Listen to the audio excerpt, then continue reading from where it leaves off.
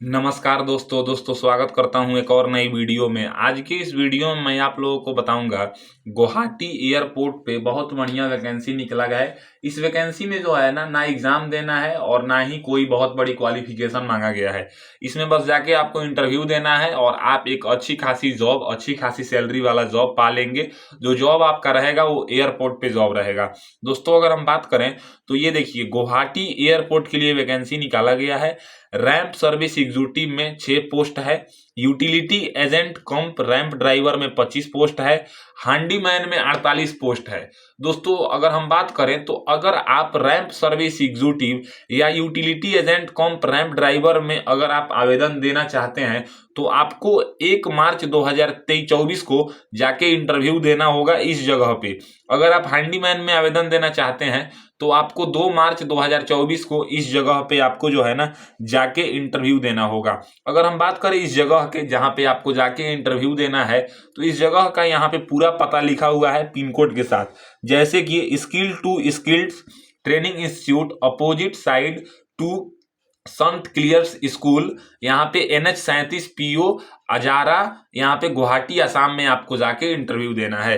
दोस्तों अगर हम आगे बात करें तो देखिए ये वैकेंसी में जो है ना मेल और फीमेल दोनों लोग आवेदन दे सकते हैं। ऐसा नहीं है कि केवल मेल कैंडिडेट्स, ऐसा नहीं है केवल फीमेल कैंडिडेट्स, जो भी लोग क्वालिफिकेशन को फुलफिल करते हैं वो लोग आवेदन दे सकते हैं। अगर हम बात करें सैलरी की और पोस्ट की तो सबसे पहले यहाँ पे रैंप सर्विस एग्जीक्यूटिव है। देखिए रैंप सर्विस एग्जीक्यूटिव जो है ना ये डिप्लोमा लेवल का पोस्ट है। जैसे कि अगर आपने 3 साल का डिप्लोमा किया हुआ है मैकेनिकल, इलेक्ट्रिकल, प्रोडक्शन, इलेक्ट्रॉनिक्स या ऑटोमोबाइल और आपके पास HMB लाइसेंस है तो आप इसमें आवेदन दे सकते हैं। 24,960 रुपए की सैलरी इसमें बोला गया है। जनरल का एज 28 साल से ज्यादा नहीं होना चाहिए। OBC का एज 31 साल से ज्यादा नहीं होना चाहिए। SC ST का एज 33 साल से ज्यादा नहीं होना चाहिए इसमें आवेदन देने के लिए।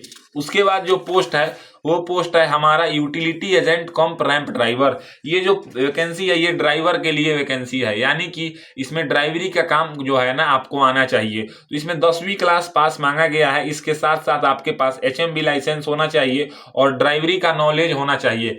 21,270 रुपए का सैलरी जो है ना इसमें आपको दिया जाएगा। जनरल का एज 28 साल से ज्यादा नहीं होना चाहिए। OBC का एज जो है ना वो 31 साल से ज्यादा नहीं होना चाहिए। SC ST का एज 33 साल से ज्यादा नहीं होना चाहिए इसमें आवेदन देने के लिए। उसके बाद जो पोस्ट की बात करें तो वो है हमारा हैंडीमैन।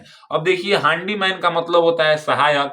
इसमें केवल और केवल सिंपल 10वीं क्लास पास मांगा गया है और इसमें जो है ना इंग्लिश लैंग्वेज बस आपको पढ़ने आना चाहिए। 18,840 रुपए का जो है ना इसमें सैलरी बोला गया है। और इसके साथ अगर हम बात करें तो जनरल का एज जो है ना वो 28 साल से ज्यादा नहीं होना चाहिए। OBC का एज 31 साल से ज्यादा नहीं होना चाहिए। ST ST का एज जो है ना वो 33 साल से ज्यादा नहीं होना चाहिए। यहाँ पे अगर हम बात करें तो हाउ टू अप्लाई के बारे में बताया हुआ है कि देखिए ये जो वैकेंसी है ना वो वॉक इन इंटरव्यू के बेस पे आपका सिलेक्शन होगा। तो इसमें बोला गया है कि 1 फरवरी 2024 तक आपका जो है ना 1 फरवरी 2024 को ही आपका एज काउंट किया जाएगा और 1 फरवरी 2024 से पहले ही आपके पास जो है ना एजुकेशन क्वालिफिकेशन का डॉक्यूमेंट्स होना चाहिए। 500 रुपए का एप्लीकेशन फी लगेगा जो कि आपको डिमांड ड्राफ्ट बनवा के पे करना है। अगर हम बात करें डिमांड ड्राफ्ट का तो डिमांड ड्राफ्ट जो आपका बनेगा वो AI airport services limited Mumbai के नाम से बनेगा। अगर आप SC ST और जो है ना एक सर्विसमैन कैटेगरी से हैं तो आपको जो है ना डिमांड ड्राफ्ट यानी कि एप्लीकेशन फी पे नहीं करना है। अगर आप कोई भी रिजर्वेशन का लाभ लेना चाहते हैं तो आपको सेंट्रल गवर्नमेंट का रिजर्वेशन सर्टिफिकेट लगाना होगा, क्योंकि ये जो वैकेंसी है ये सेंट्रल गवर्नमेंट की रिजर्वेशन फॉलो करती है। कोई भी स्टेट गवर्नमेंट का सर्टिफिकेट जैसे कि कैटेगरी सर्टिफिकेट नहीं चलेगा आपका। 3 महीने से ज्यादा पुरान फोटो नहीं होना चाहिए। कलर पासपोर्ट साइज फोटोग्राफ जो है ना वो आपका होना चाहिए। अब चलती है हम आप बात करते हैं फॉर्म को कैसे फिल करना है। दोस्तों फॉर्म जो है ना ये हमारा फॉर्म है। देखिए इस फॉर्म को कैसे भरना है इस पूरा बारीकी से आपको समझना होगा, वीडियो को स्किप नहीं करना होगा, तभी आपको जो है ना पूरा प्रोसेस समझ आएगा। यहाँ पे जो है ना बोला गया है ऊपर में फॉर ऑफिस यूज ओनली, यानी कि ये आपका फिल नहीं करना है, ये ऑफिस में उधर से फिल होगा जो इसका सेंटर है, हेडक्वार्टर है वहां पे। आगे बात करें तो यहाँ पे जो है ना देखिएगा पासपोर्ट साइज फोटो चिपकाने के लिए बोला गया है। कलर पासपोर्ट साइज फोटो चिपका के और क्रॉस सिग्नेचर करने का, यानी कि यहाँ पे एक पासपोर्ट साइज फोटो चिपका देना है, ऊपर में आधा ऊपर आधा नीचे सिग्नेचर कर देना है। पोस्ट का नाम यहाँ पे बोला गया है। अब देखिए पोस्ट जो है ना आपको अपने क्वालिफिकेशन के अकॉर्डिंग पोस्ट बताना है। जैसे अगर हम बात करें तो अगर आप केवल सिंपल 10वीं पास हैं तो आपको हैंडीमैन में आवेदन देना है। लेकिन अगर आप 10वीं के साथ साथ एक्सपीरियंस भी रखते हैं ड्राइवरी का तो आप जो है ना ड्राइवर में आवेदन दे सकते हैं। और ड्राइवरी का भी नॉलेज है और जो है ना आपके पास डिप्लोमा भी है इलेक्ट्रॉनिक्स में, इलेक्ट्रिकल में, मैकेनिकल में, तो आप रैंप सर्विस एग्जीक्यूटिव में आवेदन दे सकते हैं। तो इसमें से आप देख लेंगे कि आपके पास कौन सा क्वालिफिकेशन है, उसी के अकॉर्डिंग आप यहाँ पे पोस्ट का नाम फिल करेंगे। अगर आपका एम्प्लॉयमेंट एक्सचेंज में रजिस्ट्रेशन हुआ है तो आप यस करेंगे और यहाँ पे रजिस्ट्रेशन नंबर फिल करेंगे। नहीं हुआ है तो आप इसको नो करेंगे। यहाँ पे आपको अपना फर्स्ट नेम फिल करना है, यहाँ पे मिडिल नेम फिल करना है और यहाँ पे सरनेम यानी कि लास्ट नेम फिल करना है। फिर यहाँ पे 2 नंबर में अगर हम बात करें तो यहाँ पे बोला गया है आपको अपने पिताजी का नाम फिल करना है। 3 नंबर में आपको अपना जन्म तिथि फिल करना है और 4 नंबर में जो है ना जिस राज्य में आपका जन्म हुआ है ना उस राज्य का नाम यहाँ पे लिखेंगे। उसके बाद यहाँ पे बात करें तो अब 5 नंबर में आपको क्या फिल करना है, तो करस्पॉन्डेंस एड्रेस फिल करना है, यानी कि पत्राचार का पता आपको फिल करना है। तो इसमें अगर हम बात करें तो पत्राचार के पता जो होता है ना वो आपको, जैसे मान लीजिए कि अगर आप शहर से बिलोंग करते हैं तो आप जो है ना हाउस नंबर लैंडमार्क करके लिख सकते हैं। गांव से बिलोंग करते हैं तो village, post, police station, district, इस तरह से फिल कीजिएगा। पिन कोड नंबर यहाँ पे लिखना है। उसके बाद यहाँ पे जो है ना राज्य का नाम लिखना है। उसके बाद यहाँ पे बात करें तो आपको मोबाइल नंबर लिखना है। फिर यहाँ पे आपको अपना ईमेल आईडी लिखना है। जेंडर आपको 6 नंबर में टिक करना है और 7 नंबर में मैरिटल स्टेटस बताना है कि आप मैरिड हैं कि अनमैरिड हैं। अगर आप मैरिड हैं तो आपको टिक नहीं करना है, यहाँ पे देखिए मार्क एक्स मार्क कर देना है। अगर आप अनमैरिड हैं तो अनमैरिड में और मैरिड हैं तो मैरिड में। 8 नंबर में नेशनलिटी बताना है। 9 नंबर में रिलीजन बताना है। उसके बाद 10 नंबर में बात करें तो आपको अपनी मातृभाषा बताना है कि आपकी कौन सी मातृभाषा है। फिर यहाँ पे बात करें तो 11 नंबर में जो है ना आपको अपना पैन नंबर बताना है। 12 नंबर में आधार नंबर बताना है। 13 नंबर में आपको अपना कैटेगरी बताना है। कैटेगरी वाले बॉक्स में आपको टिक नहीं करना है, एक्स मार्क कर देना है, जिस तरह से मैं यहाँ पे किया हूँ। फिर यहाँ पे जो है ना 13 के बी में जो है ना आपको बताना है कि क्या आप एक सर्विसमैन हैं तो यस करेंगे, नहीं तो आप इसको नो करेंगे। फिर यहाँ पे आगे बात करें तो 13 के सी में आपको यहाँ पे बताना है कि क्या आप पुलिस सर्विस में हैं। अगर हैं तो आप यहाँ पे यस करेंगे और नहीं है तो आप नो करेंगे। फिर यहाँ पे जो है ना क्या आप जो है ना कोई भी गवर्नमेंट, सेमी गवर्नमेंट या पब्लिक सेक्टर में अगर आप काम करते हैं तो यस करेंगे, नहीं तो आप इसको नो करेंगे। फिर यहाँ पे एजुकेशन क्वालिफिकेशन के बारे में आपसे जो है ना पूछा गया है। अब देखिए एजुकेशन क्वालिफिकेशन की बात करें तो जो पोस्ट आप सिलेक्ट करेंगे, जैसे अगर हैंडीमैन सिलेक्ट करेंगे ना तो उसमें केवल और केवल 10वीं का जानकारी देना है। ड्राइवरी बारे में केवल 10वीं का जानकारी देना है, लेकिन लाइसेंस होना चाहिए। रैंप सर्विस एग्जीक्यूटिव में डिप्लोमा के साथ साथ जो है ना ड्राइविंग लाइसेंस भी होना चाहिए। तो जो क्वालिफिकेशन आप फुलफिल करते हैं उसके बोर्ड, जैसे यहाँ पे 10वीं के बोर्ड का नाम बताएंगे, पासिंग डेट, मंथ, ईयर बताएंगे और यहाँ पे ड्यूरेशन में 1 ईयर लिख देंगे। यहाँ पे 10वीं का परसेंटेज बताएंगे। फिर यहाँ पे 12th किए हैं तो बोर्ड का नाम बताएंगे, पासिंग डेट, मंथ बताएंगे, ड्यूरेशन में 2 ईयर्स कर देंगे क्योंकि जो 12th होता है वो 2 ईयर्स का होता है। परसेंटेज बताएंगे। डिप्लोमा किए हैं तो डिप्लोमा के बारे में बताएंगे, बोर्ड या यूनिवर्सिटी का नाम, पासिंग डेट और मंथ। ड्यूरेशन में डिप्लोमा 3 साल का भी होता है, 2 साल का भी होता है, 1 साल का भी होता है। तो आप कितने साल का डिप्लोमा किए हैं ये बताएंगे, परसेंटेज बताएंगे। आईटीआई किए हैं तो आईटीआई, जो भी कोर्स आपके पास है उन सबका जानकारी देंगे। उसके बाद यहाँ पे जो है ना आपको लैंग्वेज के बारे में पूछा गया है कि आप कौन कौन से लैंग्वेज को जो है ना पढ़ना, लिखना, बोलना जानते हैं। जैसे सबसे पहले इंग्लिश को क्या आप रीड करना जानते हैं। अगर रीड करना जानते हैं तो सही का निशान नहीं लगाना है, एक्स मार्क करना है इसके तरह। स्पीक करना जानते हैं तो फिर एक्स मार्क करेंगे। राइट करना जानते हैं तो एक्स मार्क करेंगे। हिंदी लैंग्वेज को अगर रीड करना जानते हैं तो एक्स मार्क करेंगे। स्पीक करना जानते हैं तो एक्स मार्क करेंगे। राइट करना जानते हैं तो x mark. Local language, Assam में जो लोकल लैंग्वेज बोला जाता है, अगर आपको उसकी जानकारी है क्योंकि गुवाहाटी एयरपोर्ट की है फॉर्म, तो आप यहाँ पे एक्स मार्क करेंगे। आपकी मातृभाषा की जानकारी है तो यहाँ पे एक्स मार्क करेंगे। और इसके साथ साथ अगर अदर कोई लैंग्वेज है तो यहाँ पे जानकारी देंगे। अगर आपके पास जो है ना लैंग्वेज का कोई सर्टिफिकेट है जो आप मतलब लैंग्वेज सीखे हैं या कोर्स किए हैं तो यहाँ पे उसका जीरोक्स लगाएंगे, नहीं तो खाली छोड़ देंगे। अगले पेज में अगर हम बात करें तो वर्क एक्सपीरियंस के बारे में बताया गया है। देखिए 3 पोस्ट पे वैकेंसी है, ramp service executive, utility agent कम रैंप ड्राइवर और हैंडीमैन। किसी भी पोस्ट में एक्सपीरियंस नहीं मांगा गया है। अगर आपके पास है तो आप लगा देंगे और नहीं है तो खाली छोड़ देंगे। जैसे अगर आपके पास कहीं एक्सपीरियंस है तो ऑर्गेनाइजेशन का नाम बताएंगे, किस पोस्ट पे काम किए थे, कब से कब तक काम किए थे, कितने ईयर्स का एक्सपीरियंस है और नेचर ऑफ जॉब क्या था, ये यहाँ पे बताएंगे।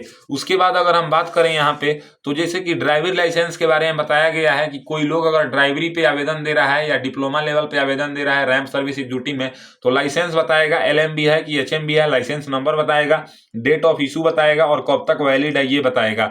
उसके बाद यहाँ पे जो है ना जनरल OBC EWS कैटेगरी वाले को 500 रुपए का एप्लीकेशन फी पे करना है, SC ST वाले को पे नहीं करना है, लेकिन सेंट्रल लेवल का कास्ट सर्टिफिकेट लगाना है तभी आपको पैसा जो है ना माफ होगा। तो यहाँ पे बताएंगे जैसे कि AI airport services limited Mumbai के नाम से आपको डिमांड ड्राफ्ट बनवाना है, किस बैंक या ब्रांच से इशू करा रहे हैं उसका नाम बताएंगे, डेट ऑफ इशू बताएंगे, डिमांड ड्राफ्ट नंबर बताएंगे और अमाउंट यहाँ पे जो है ना 500 रहेगा। उसके बाद बात करें तो अगला पेज जो है ना हमारा, इसमें बोला गया है कि कोई अगर आपका रिलेटिव जॉब करता है तो यहाँ पे जो है ना उस रिलेटिव का नाम बताएंगे, उसका पोस्ट बताएंगे, उसकी कंपनी बताएंगे, उससे रिलेशनशिप बताएंगे, नहीं करता है तो खाली छोड़ देंगे। उसके बाद यहाँ पे डिक्लेरेशन है, इस डिक्लेरेशन में आपको अपना प्लेस लिख देना है जिस जगह से आप फॉर्म भर रहे हैं और यहाँ पे डेट लिख देना है, सिग्नेचर कर देना है। फॉर्म हमारा पूरा फिलअप हो चुका है। इसके साथ जो है ना डॉक्यूमेंट्स का एक लिस्ट है, जैसे इस डॉक्यूमेंट्स के लिस्ट में आपको यस या नो करके बताना है कि आपको कौन कौन सी जानकारी आप मतलब डॉक्यूमेंट्स दे रहे हैं। जैसे अगर हम बात करें यहाँ पे तो सबसे पहले है एप्लीकेशन फी। अब देखिए एप्लीकेशन फी जो है ना, अगर आप जनरल OBC EWS कैटेगरी से आते हैं तो आपको एप्लीकेशन फी देना है, तो आप यहाँ पे जो है ना यस करेंगे। SC ST वाले यहाँ पे जो है ना खाली छोड़ देंगे या नो कर देंगे। स्कूल लिविंग सर्टिफिकेट का जीरोक्स लगा रहे हैं तो यहाँ पे यस करेंगे। 10th का मैट्रिकुलेशन का पासिंग सर्टिफिकेट और मार्कशीट लगा रहे हैं तो यहाँ पे यस करेंगे।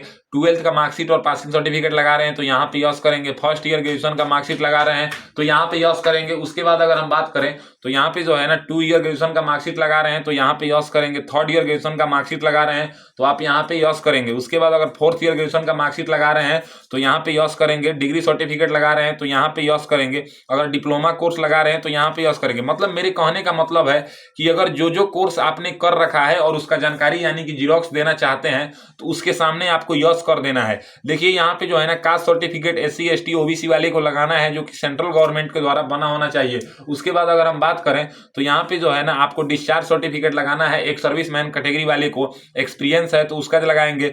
डोमिसाइल सर्टिफिकेट सब कैटेगरी को लगाना है। पैन कार्ड की कॉपी सब कोई को लगाना है। आधार कार्ड की कॉपी सब किसी को लगाना है। अगर आप EWS से आते हैं तो EWS की सर्टिफिकेट लगाना है। ड्राइविंग लाइसेंस है तो दोनों साइड का जीरोक्स लगाएंगे। पासपोर्ट है तो दोनों साइड का आपको जो है ना पासपोर्ट का जीरोक्स लगाएंगे। ये हमारा फॉर्म फिल हो गया। ये देखिए सबसे लास्ट में जो है ना ये पेज रहेगा, इसको हम बोलते हैं जो है ना डॉक्यूमेंट्स का लिस्ट वाला। उसके बाद जो है ना ये डिक्लेरेशन वाला रहेगा। उसके बाद जो है ना हमारा ये रहेगा यानी कि एक्सपीरियंस वाला रहेगा। आप देखते चलिए कि इसको कैसे जो है ना सही से सरियाना है और कैसे रखना है।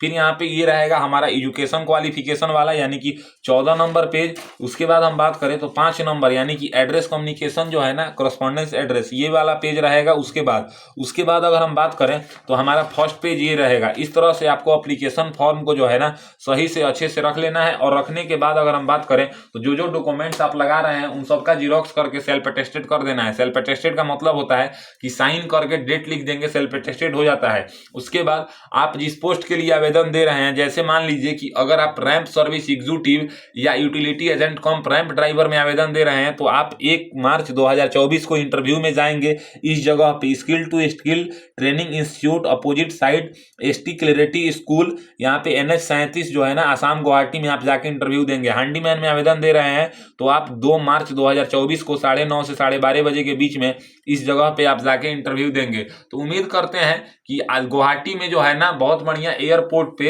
हैंडीमैन, रैंप सर्विस एग्जीक्यूटिव और यूटिलिटी एजेंट कम रैंप ड्राइवर में बहुत बढ़िया वैकेंसी निकाला गया था। इस वैकेंसी का पूरा डिटेल्स आपको पता चल गया होगा। आवेदन कैसे देना है, क्वालिफिकेशन क्या मांगा गया है, लास्ट डेट क्या है और कैसे क्या करना है। फॉर्म को कहीं भी सेंड नहीं करना है। फॉर्म को अपने साथ लेकर यहाँ पे जो डेट लिखा हुआ है ना, इस डेट को आपको जाके इंटरव्यू देना है। अगर मेरी दी हुई जानकारी आपको पसंद आता है तो मेरे वीडियो को लाइक कीजिए एंड ऐसे ही इन्फॉर्मेटिव वीडियो के लिए मेरे चैनल को सब्सक्राइब कीजिए।